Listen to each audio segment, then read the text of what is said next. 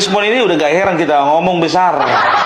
Dalam gelar perkara khusus yang diadakan kemarin, ya, dikatakan bahwasanya Dirtipidum, Direktur Tindak Pidana Umum Kepolisian Republik Indonesia, kalah telak.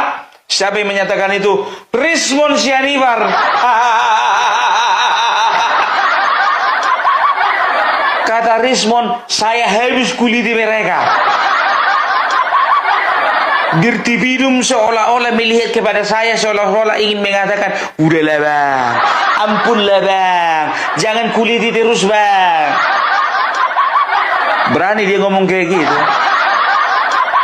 Jangan skip, inilah alasan kenapa kita harus meragukan teori-teori keahlian Rismon ini. Berbasis ilmiah dan berbasis sains dan fakta-fakta di lapangan.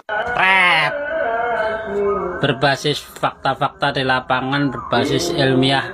Ilmiah capopo, coba.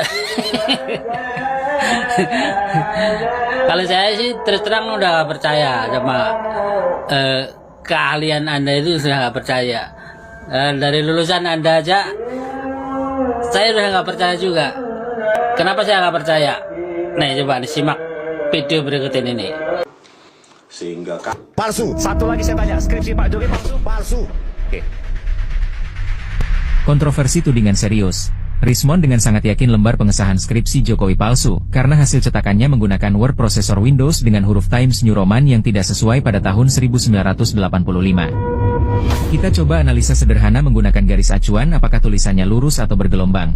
Selanjutnya kita gunakan aplikasi Imageji untuk mengukur jarak piksel kiri dan kanan terhadap garis acuan apakah sama atau tidak. Kalau menggunakan word processor dipastikan jarak piksel kiri dan kanan akan sama dan kalimat dipastikan tidak akan bergelombang. Perhatikan ternyata tulisan kalimatnya bergelombang, tidak menempel di garis acuan. Selanjutnya jarak piksel kiri dan kanannya terhadap garis acuan juga semuanya tidak sama. Kesimpulan, tuduhan bahwa lembar pengesahan lembar skripsi Jokowi dicetak menggunakan komputer word processor adalah tidak benar dan menyesatkan, karena tulisannya bergelombang dan jarak piksel kiri dan kanan terhadap garis acuan semuanya tidak sama. Berarti lembar pengesahan skripsi Jokowi menggunakan letterpress sesuai dengan hasil penyelidikan Bares. Rismon Sianipar kembali menunjukkan kesombongan tingkat dewa. Dan saya ingin katakan ketika ia berujar bahwa ia tidak gentar ketika status penyelidikan berubah menjadi penyidikan dan ia akan melawan tindakan kriminalisasi yang dilakukan oleh kepolisian, maka saya ingin katakan apa yang dibangun narasinya oleh Rismon ini adalah relasi atau narasi yang menyesatkan. Karena itu, mari kita yang berpikir waras tetap mendukung kepolisian dan jangan pernah gentar dengan pernyataan-pernyataan yang menyesatkan yang membuat kita dikaburkan pada proses penegakan hukum yang tengah dilakukan oleh kepolisian. Mari kita tonton video pendek ini dari sombongnya seorang Rismon yang merasa tidak gentar, padahal ia sedang menutupi perasaan gentar dan takutnya.